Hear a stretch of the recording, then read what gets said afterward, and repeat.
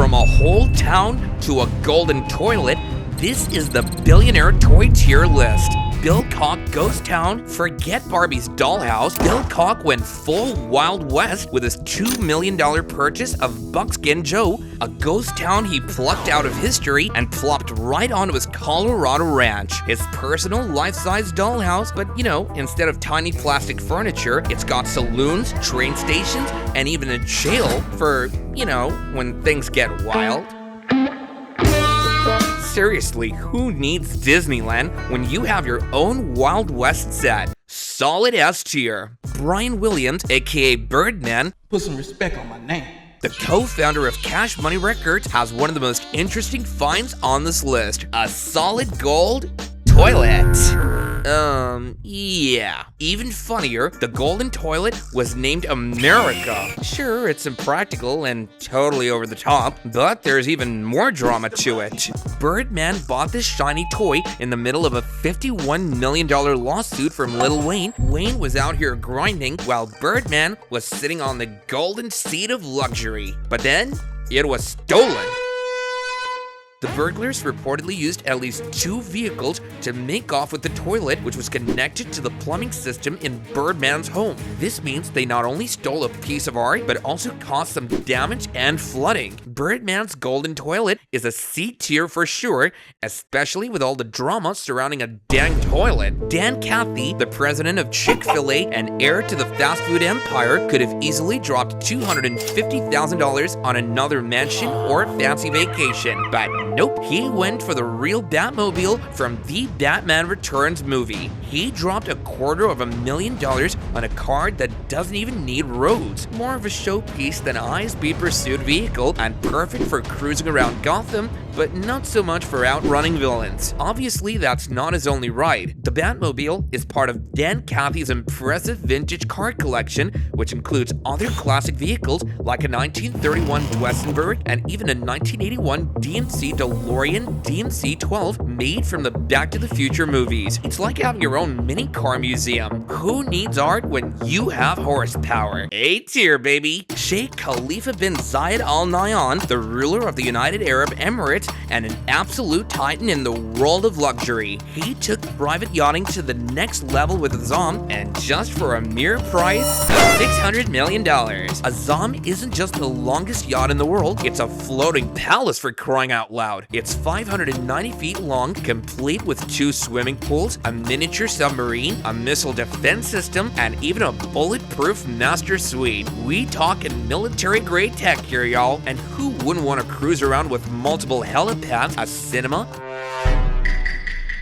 and marble and gold finishes everywhere you look. It's not just a yacht, you see, it's a palace on waves. When you've got a yacht that can survive a missile attack, you decide who gets on board. Unfortunately, he wasn't able to take it to the grave with him in 2022, but the ownership of Azam was transferred to his successor, Mohammed bin Zayed Al Nahyan, so that's the owner right now. S tier for sure. Stephen Deckoff, the billionaire real estate mogul, dropped $60 million on Jeffrey Epstein's infamous islands, Little St. James and Great St. James, aka Pedophile Island and Island of Sin. Yeah, not exactly the vacation getaway you tell your mom about. But Deckoff says he plans to change the narrative and turn these troubled islands into a luxury resort. And who knows? It might work. These islands have crystal clear waters and palm-dotted beaches that could make even the most haunted paths seem a little less haunted. Epstein's legacy casts a long shadow, and no number of 5-star villas and helipads is gonna erase the island's notorious reputation. Still, Deckoff says he's committed to transforming them, and hey, if anyone can turn around a real estate deal this cursed, I guess it's a billionaire with a vision. D tier though. I'm sorry, it's just hard to ignore the tragic history tied to these islands. On a lighter note, we have Prince Hans Adam's badminton cabinet. When you're Europe's richest monarch with a net worth of $9.2 billion, what do you splurge on? A mansion? A private jet? Nah. He went big in 2004 by dropping $36 million on an 18th century cabinet. Yep, I did not stutter, a cabinet. But this isn't your run-of-the-mill IKEA flat pack, oh no. We're talking about the badminton cabinet, a 4-meter tall masterpiece made from ebony and covered in precious stones. It was crafted by top artisans in Florence and took 6 years to complete because only the finest cabinets deserve to live in royal palaces. This wasn't just any impulse buy though. The badminton cabinet is a historic treasure commissioned in 1732 by the 3rd Duke of Beaufort, but Prince Hans was too generous to keep it for himself and he donated it to a museum in Vienna among some of the finest 17th century still life paintings. C tier for class. Okay, so Steve Cohen, the billionaire hedge fund wizard with a net worth so big it makes Scrooge McDuck look like he's living paycheck to paycheck, spent $8 million on a 14-foot tiger shark floating in a tank of formaldehyde. This isn't just any shark though, it's got a name. The physical impossibility of death in the mind of someone living. It's a statement about life, death, and the fact that Steve Cohen probably has enough money to make his own Shark Week. But then, the tank had a malfunction. Imagine your $8 million shark almost dies because the tank breaks. But don't worry, the shark made it. In the end, it's just F tier because while it is kinda cool in a what the heck am I looking at way, but buying a dead fish for $8 million is something only a hedge fund guy could get away with. Elon Musk got the Lotus Esprit submarine from the James Bond movie The Spy Who Loved Me for nearly $1 million. This, my friends, is the stuff that childhood dreams are made of. This car may be iconic, but it's not exactly ocean ready. While it's cool to look at, this baby is more wet sub than dry sub, meaning if you dive, you might need scuba gear. Not exactly the shark-proof action hero getaway vibe you might have hoped for, but hey, who needs practicality when you're a billionaire, right?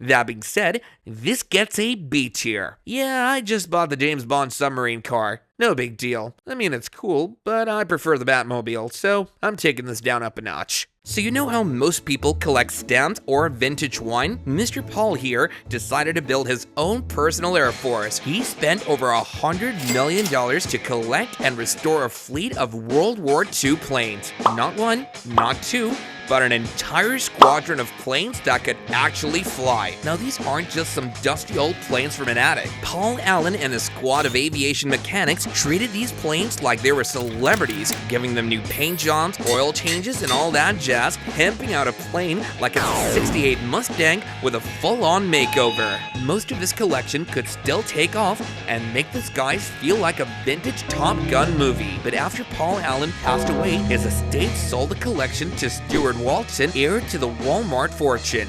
Now, instead of enjoying a free-for-all aviation history park, the planes will probably become more commercialized than a Walmart checkout lane. But if you could spend $100 million on a plane, you've officially won life. S tier, baby. Paul Greenwood sold $1.5 million worth of his personal collection of teddy bears to help him pay his legal fees after he pleaded guilty to fraud charges related to a Ponzi scheme where he scammed investors of approximately $500 million. While he was chilling with his bears, he was also scamming people. Teddy-loving grandpa here turned out to be a secret criminal mastermind. I'm giving this whole bear collection a B tier. This is quality cartoon villain material. Anyways, that's it for this video. If you enjoyed it, please give it a thumbs up and don't forget to subscribe. Thanksies and bye for now.